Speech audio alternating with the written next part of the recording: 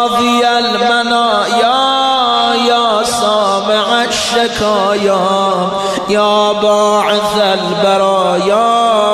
يا مطلق الأسارى سبحانك يا لا الغاث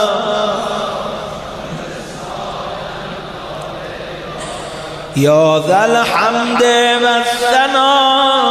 يا ذا الفخر والبهاء يا ذا المجد والثناء يا ذا العهد والوفاء يا ذا العفو والرضا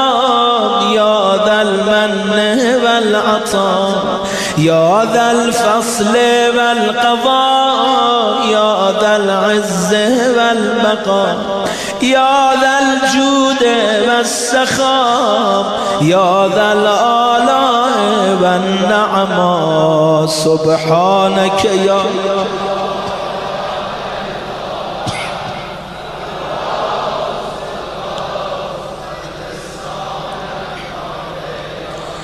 اللهم إني أسألك باسمك يا مانع يا دافع يا رافع يا صانع يا نافع يا سامع يا جامع يا شافع يا واسع يا موسع سبحانك يا لا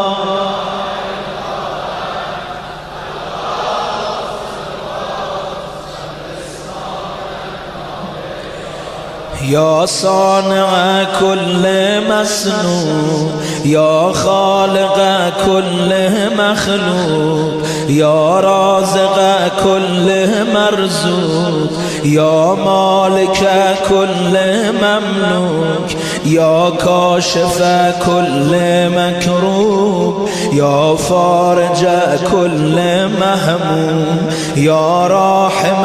كل مرحوم يا ناصر كل مخذول يا ساتر كل معيوب يا ملجأ كل مطرود سبحانك يا لا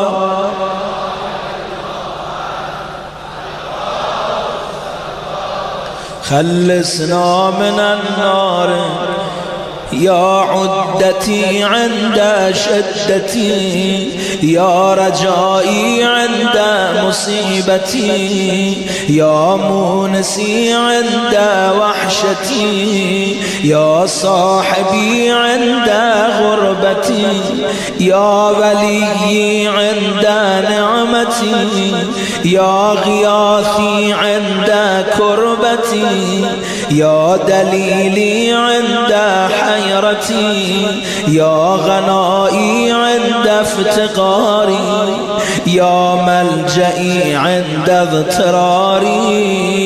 يا معيني عند مفزعي سبحانك يا لا الغاث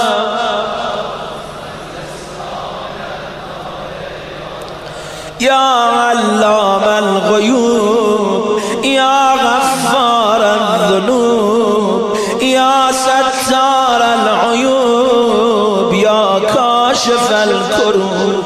يا مغلب القلوب يا طبيب القلوب يا منور القلوب يا أنيس القلوب يا مفرج